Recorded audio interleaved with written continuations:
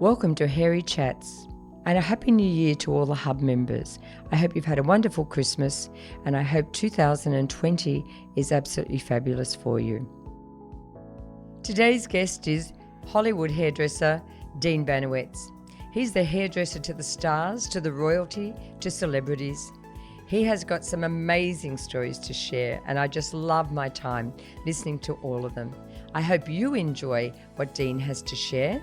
So grab that coffee, take some time out, and relax and listen to this wonderful Hairy Chats with Dean Banowetz.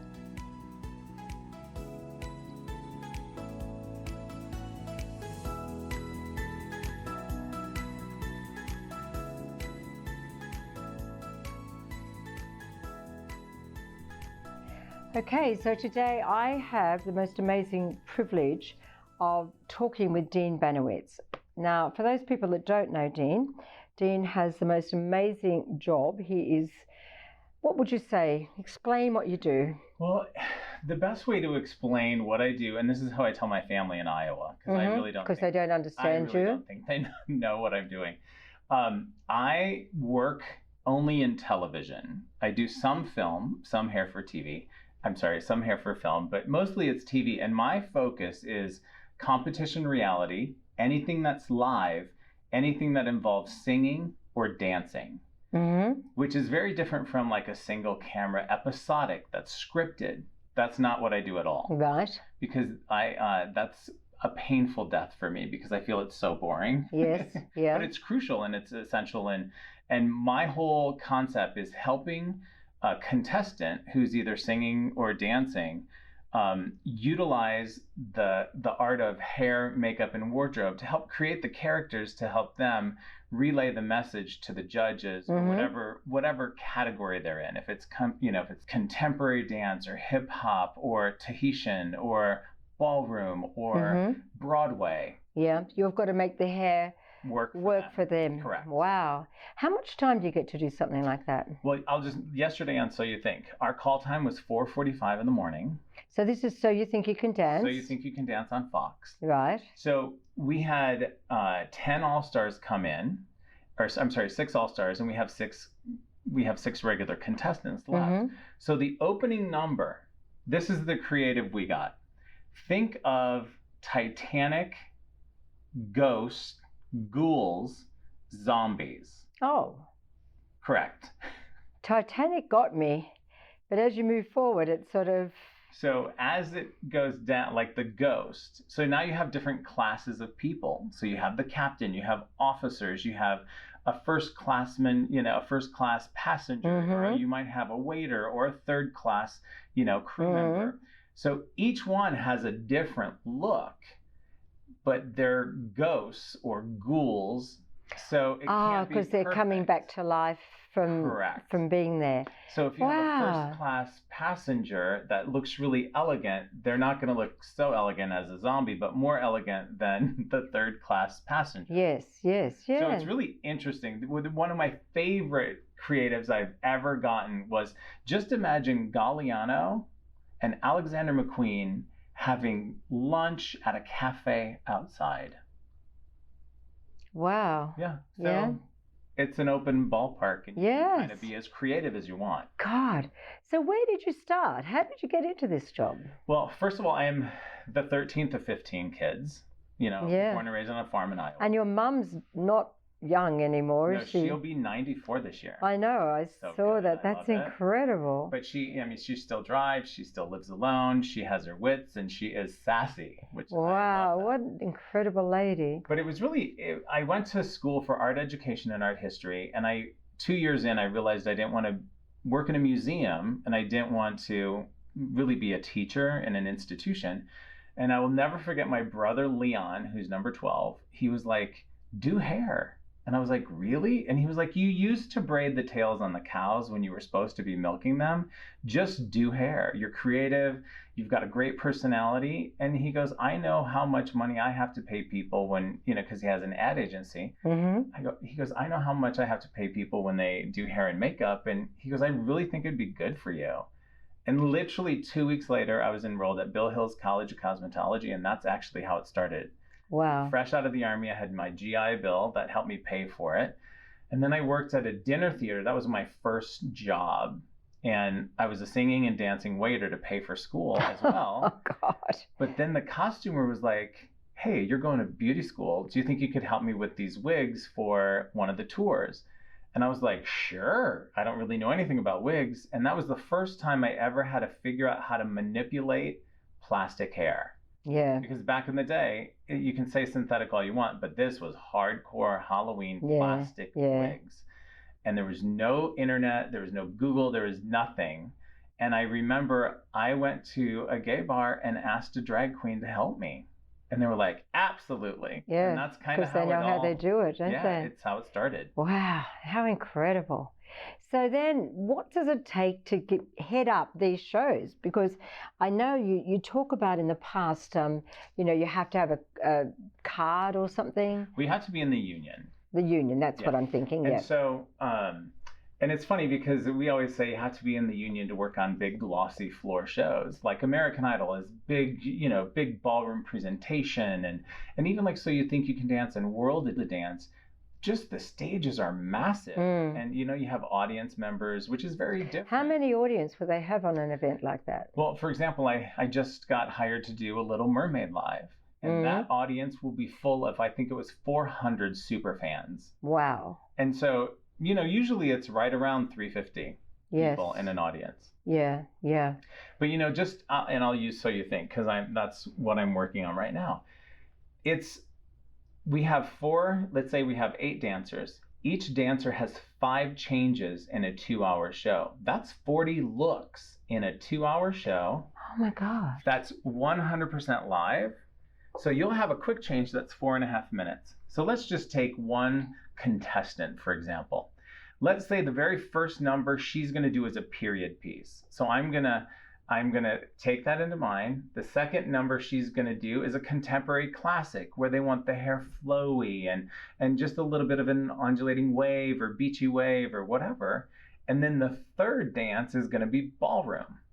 And she's going to have a French twist. So first thing I do is do a scalp braid from the crown to the nape, hide it. Next thing I do is I'm going to do a figure 8 pin curl and do a pin curl set, double cross bobby pin, wig cap.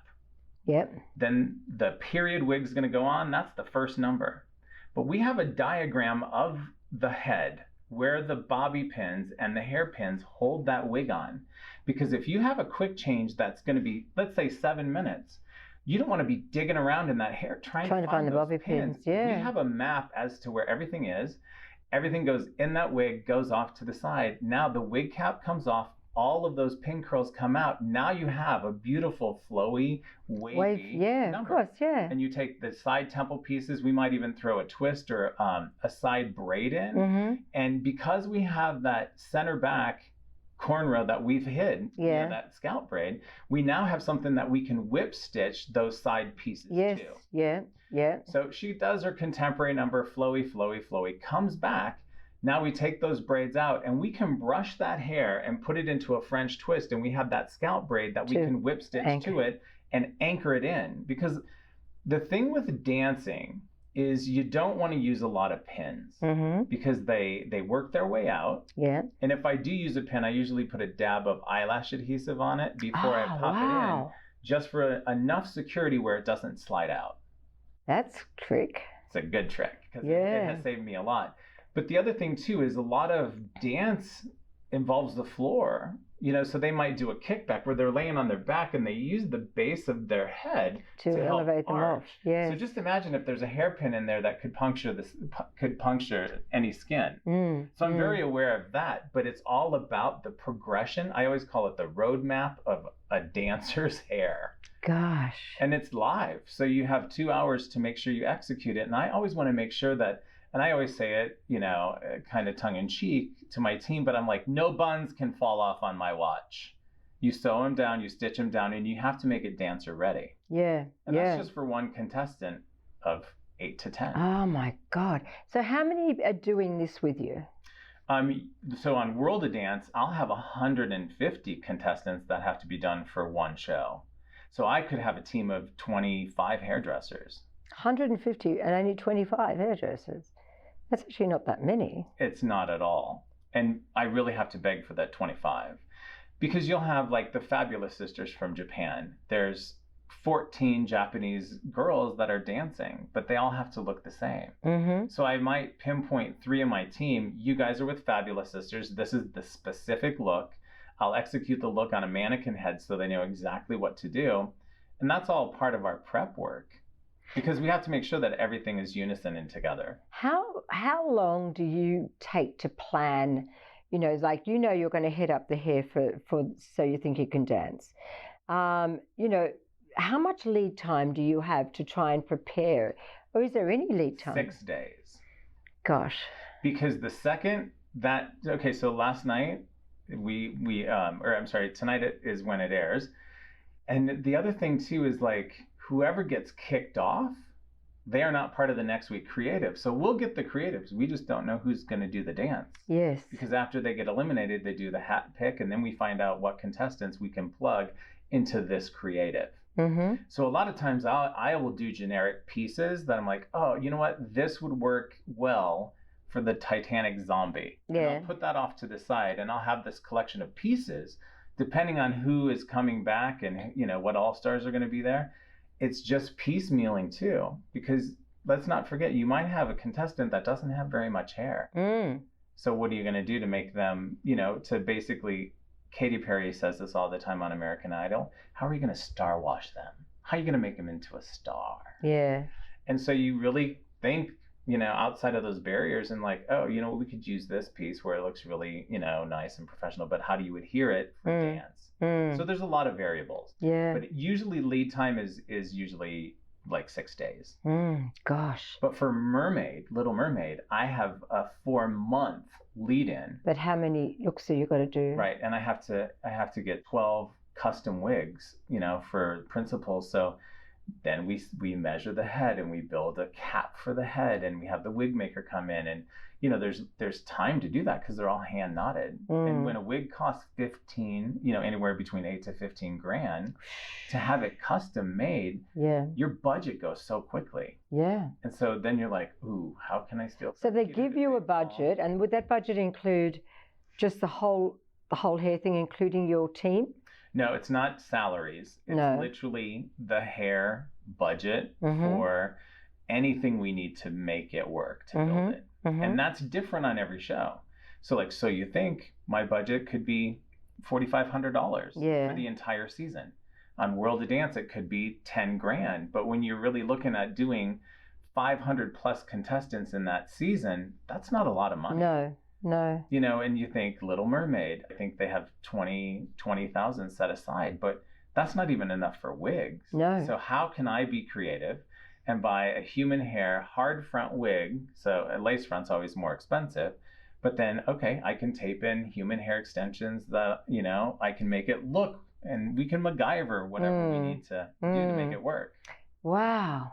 It's fascinating. It is absolutely fascinating. Crazy. So for anyone listening out there that just have this whole passion about being in the television realm, and I mean, obviously in America you'd be speaking about, how do they get past the keeper at the gate? Well, the union, it's the 706 Hair Union and Makeup Union in LA. And I believe it's 706union.org. I believe that's the website. You can just Google 706 and it'll come up. But there's different ways on how to join. And it usually takes about 3 years. And you have to work on, it's called 60-60-60. So it's 60 days of non-union shows for 3 consecutive years. So for example, I also am the hair supervisor on the television show Extra, which is an entertainment news magazine here in the States.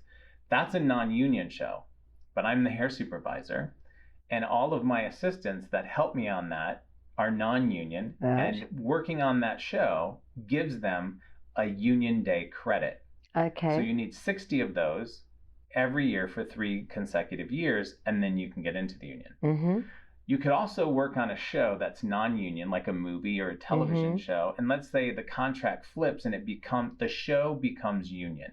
Yes. Whoever's attached to that show is automatically now in the union. Oh, okay.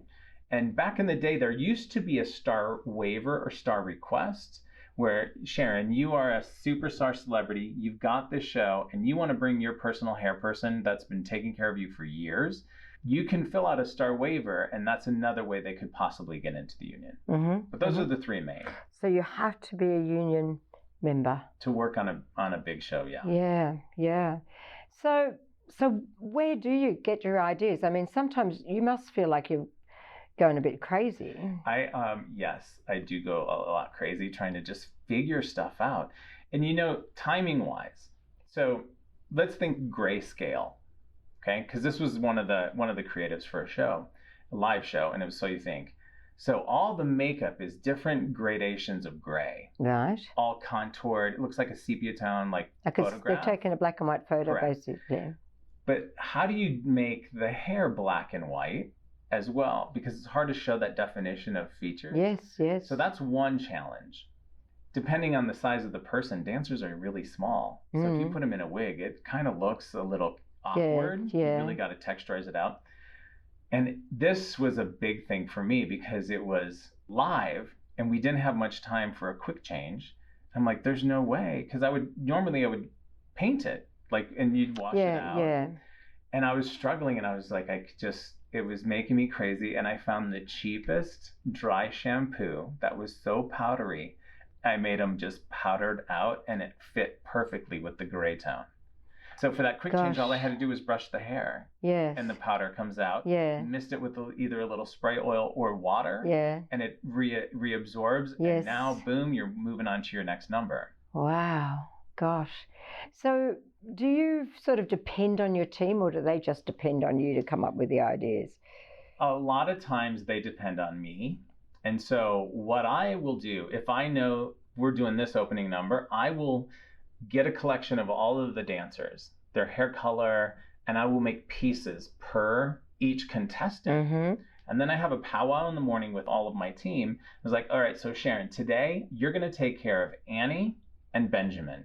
Here are the different looks for Anne. What I'd really love is this silhouette. Now it's your game. I just need to make sure that it's secured and there's a focus so nothing gets disheveled. And it's really interesting to see what people come up with. Yeah. But I final all of them. Yeah. Because I know what the choreographer is looking for. And I also know what the executive producer is looking for. And I also know what has to be cleared through the network. Okay. And here in the States, you have standards and practices, which is the ethics of television. And I remember we were doing a tribal dance. So we had a Polynesian tribe, we had a Native American tribe, and we had an African tribe. Okay, so it is not uncommon to have, an Italian in an African tribe because these are the ethnicities of the dancers. Yes, of course. And so I had worked with one of my friends it helps me with different wigs and braids, and we made this really amazing mud braid wig. Yeah. And I got called into standards and practices, and they were like, why is so-and-so in that hairstyle? Because it's very offensive. And I go, that needs to be taken up with the choreographer because that's his vision. Because a choreographer doesn't see color, they see dance. Yeah. And so that was a whole situation. And I was like, let's all come together in powwow because standards and practices is by the book. Everything else is very artistic interpretation. Yeah. So you have to, I always tell people doing the hair is the easy part, dealing with the people. That's what becomes the challenge. Well, they must be happy with you because you've been doing this for a long time now, haven't you? They are very happy. But I also cover my tracks. So if there is, so-and-so has an issue, let's bring the troops in and talk about this because I'm not going to be the decision maker. I will help execute whatever decision is going to be made. And I think that's what they like as well. Plus, I maintain my team, no drama. That's the last thing we need is somebody to have an issue for, I don't know, personal problems or whatever. Because it's a live show and you only have one chance to make that good impression and you're only as good as your last hairstyle on that dance. Totally. And if it's falling out and it's not looking good, then the buck stops with you, doesn't it? It does. And that's why I finalize everybody before they go out on that stage. And so you would have to be surrounded by people you really trust. Yes. And they're not easy to find sometimes because the genre that we work in is very different. Because it's live, it's super stressful. And it's funny because I have a lot of clients that call me the calm before the storm, because I'm super level-headed, but I'm also kind of a drill sergeant based on my Army career. Yeah. Because if you're a stylist, for me, I'm like, okay, Sharon, let's talk about the looks. You have Anne and Benjamin. First look, and I go over it so many times, like randomly. We'll be at lunch. Hey, Sharon, give me the breakdown. What are you going to do today? Because it should be second nature to you. And it's funny because they're like, oh, I really wasn't thinking about it. And I go, today, you got to think about it at all times, because you got to be ready. You got to be combat ready. You just have to pay attention. Yeah. And they're like, okay, this is a good show to get me back on my game. Wow. So how many shows do you manage? Right now, I manage So You Think You Can Dance, Yeah. World of Dance, American Idol, America's Got Talent, Martha Stewart and Snoop Dogg's Potluck Dinner Party Show, Extra, Little Mermaid Live, and I have 4 pilots that are coming up. I don't know how you sleep. I don't really a lot, but it feeds me. Do you know what I mean? It gives me the energy. And, all these shows are really only 13 weeks long. Some of them are only 6 weeks long, based on the creatives, based on the caliber of show. Like Martha Stewart and Snoop Dogg show. Oh, and I also do Shark Tank. That's another one. Oh, yeah. But like Shark Tank, I only do one person. So to me, that's almost like a chill break show for me. Yeah. Lori's not dancing. She's sitting there. She's making deals, which is very different from World of Dance. So Martha Stewart and Snoop Dogg, that's kind of a more of a chiller show. So you have to have a good variation of activity on the show. Because if you're working live shows all the time, you go crazy. And do you ever have any talent that are really hardcore and hard to work with? I do have, like when I was on Dancing with the Stars, I was on that team. And there were a couple that were super difficult. But in that moment, I kill with kindness. And they are so kind of stuck on who they are that they're maybe insecure to change their image. So they're not so open-minded to change their look. But a dancer, that look helps them be creative and portray that part. It's all acting. It's very much that, isn't it? Even singers. You're acting through that song. So it's like, what can I do to help you fulfill any creative component that you need to push it to the next level? Yeah, because it makes the world a difference, doesn't it? Completely. And it's funny because every year for the Emmys, all the choreographers, so like on So You Think, there's 2 choreographers that were nominated. On World of Dance, there's 4 choreographers. And it's funny because the EP goes, they would never get a nomination without hair and makeup and wardrobe. Because if they're doing a 70s number, we make the 70s come to life. Yes, that's right. And so we are literally embedded in the lighting category because they're lighting our work. Audio. Everything is full circle. That's exactly right. Full circle. That's exactly right. And just on that note, I have an 80-20 rule. So You Think You Can Dance. Hair, makeup, wardrobe. As long as I'm happy with 80% of my creative, I can bend on 20%. Makeup can bend on 20%. Wardrobe can bend on 20%. And now we've gelled a really amazing look together where we are all satisfied and we have created an awesome image. But a lot of people get headstrong and they go, this is my vision. It has to be like this. I'm like, give and take. You can't be that precious, really, can you? At all. And it's a collaboration. And at the end of the day, Dean, if you become precious, you're probably struggling to get a team that want to work with you anyhow. Correct. Gosh. So what's the future? My future, because I would love to open a training academy, actually. Oh, you'd be great at that. YouTube and podcast and photography, just kind of like an education hub. And honestly, it's having that place like a workshop that has so much creative energy. Because that's the thing that I don't necessarily have right now that I kind of long for. And I just think it's really interesting when you have that ability to create something really magical that's going to really affect a lot of people. Well, I think it'd be really popular because at the end of the day, you're such a well-known personality and, everyone knows you. We like to have There's fun. very few people that I mention your name that says, "Oh, Jean who?" Because, I love that. yeah. But I also work really hard to be seen too. Yes. And everybody's like, "Why do you work so hard?" And I go, "So my family in Iowa and everybody that I was born and raised with is proud of me." Yeah. Like, this is what my dream was. And if I don't take it to the next level, make most of it. I feel like I've let a lot of people down, including myself. Yeah. Well, at the end of the day, it is yourself. Right. But I also want to make that mom happy. Oh, God, love her. She must be beaming. Yeah, bragging like crazy. Well, and here is what's really amazing. This past year, a lot has happened to me. Like, I was inducted into High School Hall of Fame where I went to high school. And this past year, they actually asked me to come back and do the commencement speech at my high school. Wow. And my mother was so incredibly excited. She goes, "First of all, I never thought they would ask you based on your grades in high school." I go, "Mom, we don't need to talk about that."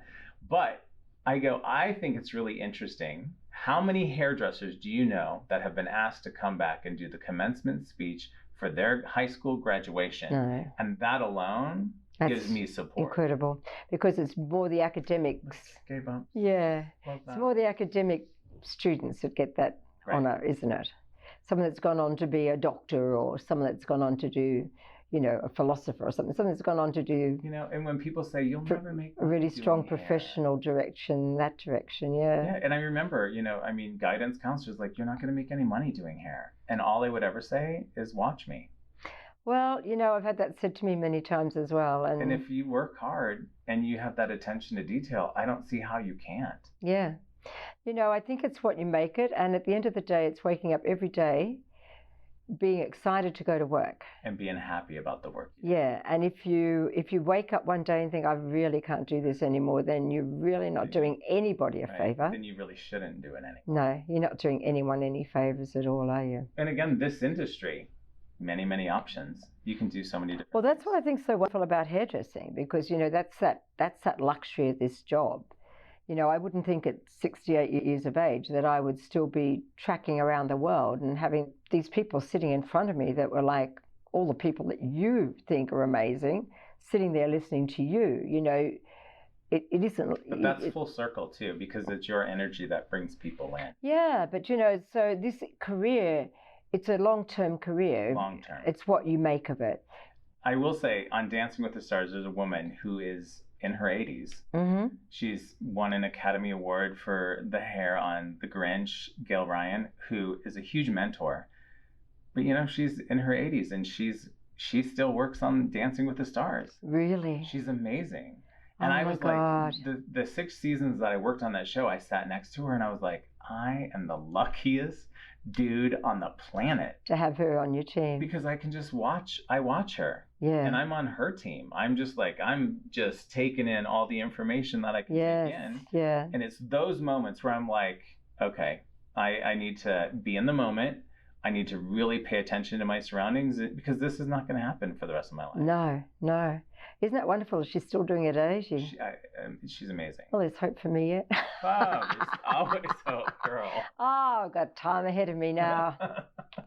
Dean, this has been fantastic. Thank you so much for doing this. Oh, it's really exciting. It's just, it's just sitting down, and it's just so nice just to hear the story.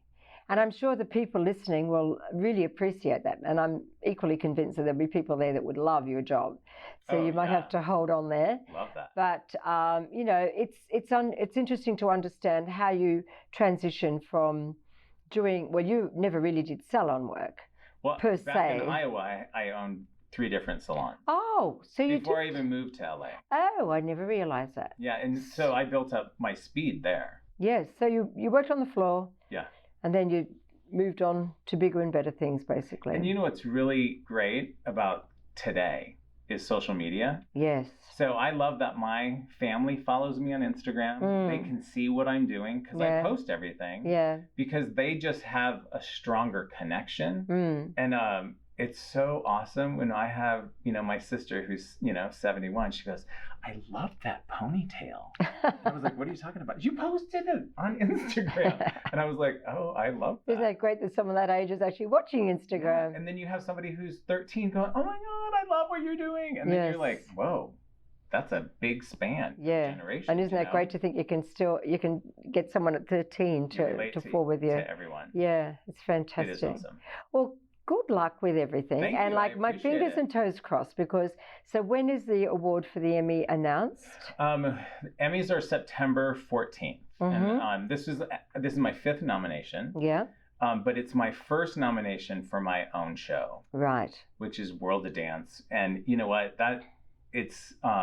I'm super excited about it because that's a tough show. Yeah, yeah. And you've won one, haven't you? I haven't won any Emmys. I've won 2 Guild Awards, which is kind of like a SAG Guild. Award. Yes. And that's awesome as well. Yeah. So it's just like you just keep putting yourself out there. Mm-hmm. And I've had shows that I've submitted that never got a nomination. I was like, oh man, but that was such great work. And everybody's like, just continue to put out great work and it will happen. Yeah. Well, we'll be all following suit, and hopefully we can post into the hub the winning trophy with you in your hand. I'll send you a pic. I'm sure we'll be following you through. Yeah. And you know what? If it doesn't, it's not about, oh my God, you're a loser.